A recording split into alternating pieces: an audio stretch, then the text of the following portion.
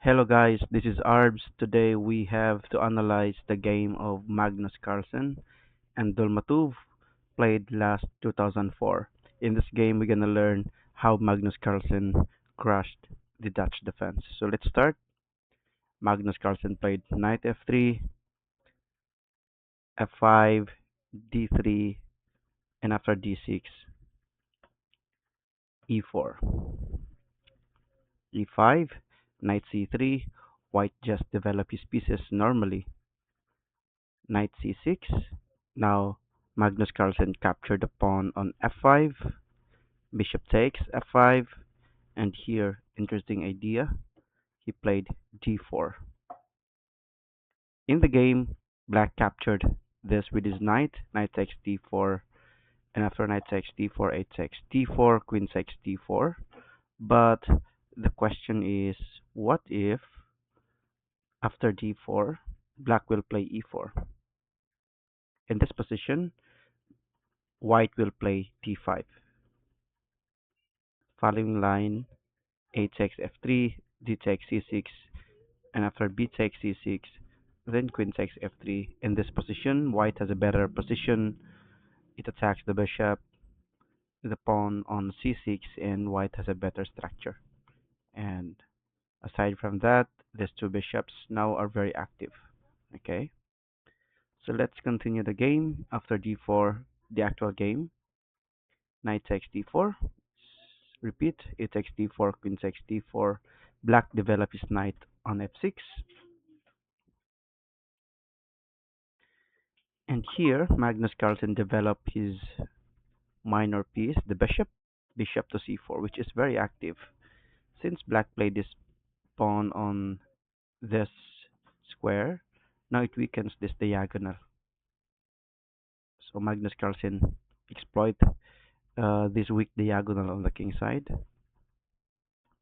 c6 has been played. Another development of pieces, bishop to g5. As you can see, Magnus Carlsen's strategy is to develop his pieces uh, rapidly.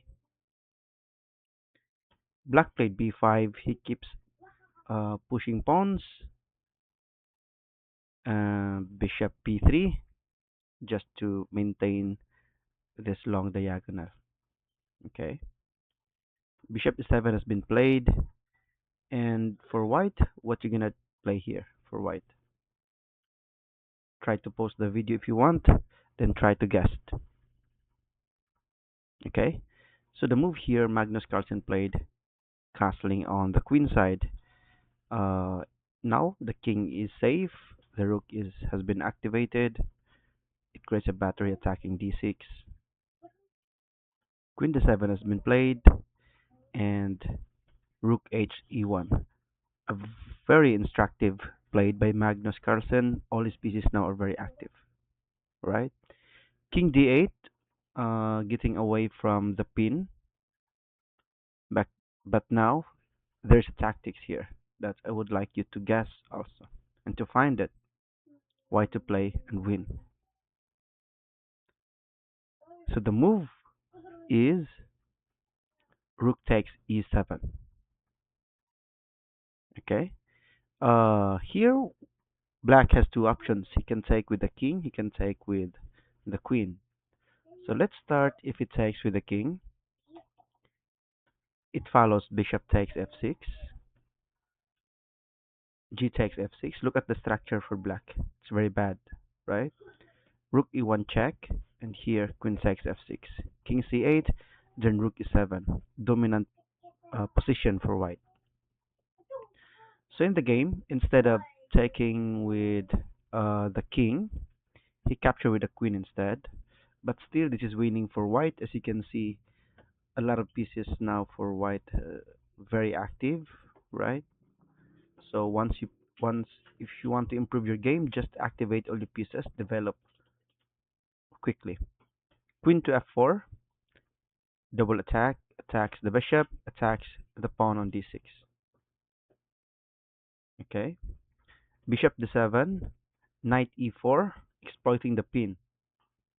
You cannot take this with the queen, right? The knight cannot take. This is pinned, obviously. Now it pressures the knight, the pawn on d6, dominant formation. d5 has been played, knight takes f6. If you take the knight, then bishop takes f6, you will lose your queen. So after knight takes f6, h6, bishop h4, g5.